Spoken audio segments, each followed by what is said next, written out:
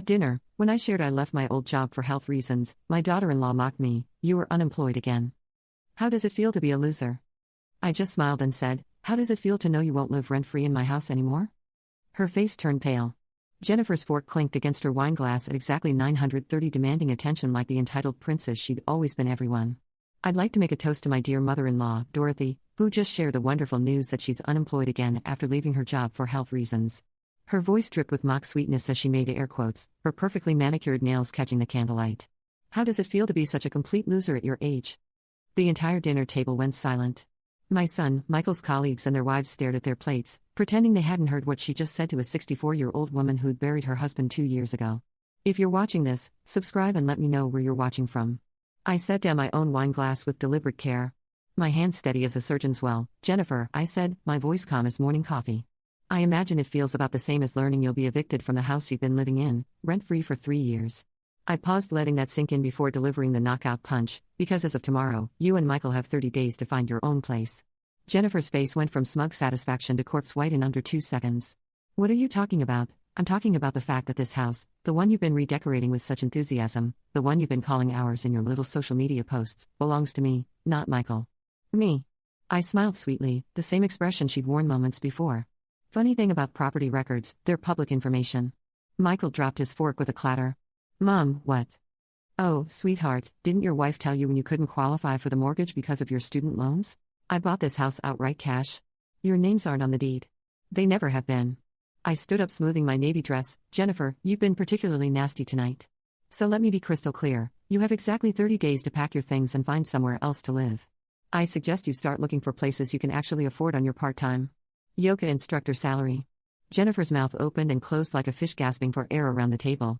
Michael's colleagues were suddenly very interested in their dessert plates, though I could see the barely concealed smirks. Nobody liked Jennifer much. She had a talent for alienating people. "You can't just throw us out." She finally managed to stammer, "Actually, I can. It's called being a landlord, dear. Look it up." I gathered my purse and shawl. "Thank you for a lovely evening, everyone. Michael, we'll talk tomorrow when you've had time to process this." "Jennifer, I'd start checking apartment listings if I were you. The rental market's brutal this time of year." And with that, I walked out of my own dining room, leaving behind a woman who'd just learned that karma, much like good wine, was best served at exactly the right temperature.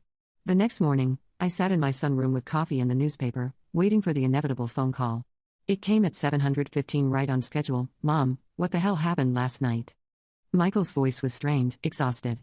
I could picture him pacing the kitchen of my house, running his hands through his hair the way he'd done since he was 5 years old and in trouble. "Language, Michael, and I think you know exactly what happened. Your wife decided to humiliate me in front of a room full of strangers, so I reminded her of her place in the world. You can't kick us out of our home. It's not your home, sweetheart.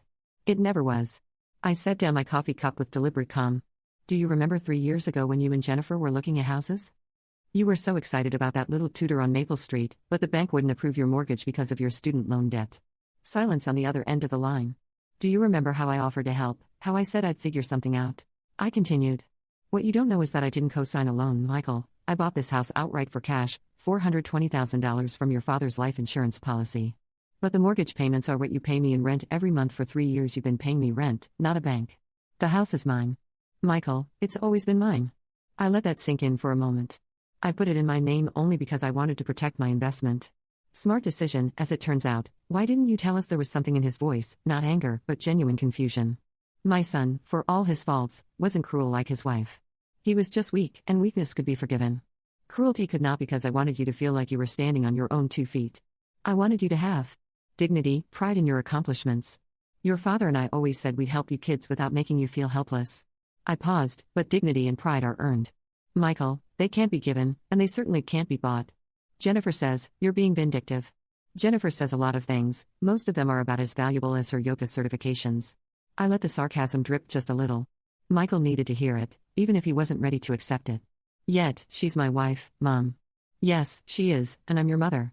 But this isn't about choosing sides, sweetheart. This is about respect, about basic human decency, about the fact that your wife thinks it's acceptable to call your 64-year-old mother a loser in front of a room full of people. The line went quiet for a long moment when Michael spoke again. His voice was smaller, younger. What do you want us to do? I want you to find your own place, get qualified for your own mortgage, build your own life without using me as a safety net you can abuse. I softened my tone just a fraction. Michael, I love you. I always will, but I won't be treated like a doormat in my own house by a woman who's never worked a full day in her life. And if we can't find a place in 30 days, then you'll figure it out. You're 35 years old. Michael, it's time to act like it. Jennifer showed up at my door at 2 o'clock the next afternoon, dressed in designer athleisure and carrying a bouquet of grocery store flowers, the peace offering routine I'd seen it before. Dorothy, we need to talk. She pushed past me into the foyer without waiting for an invitation. Her yoga-toned body moving with the confident swagger of someone who'd never faced real consequences for her actions. By all means, make yourself comfortable in my house, I said, closing the door behind her.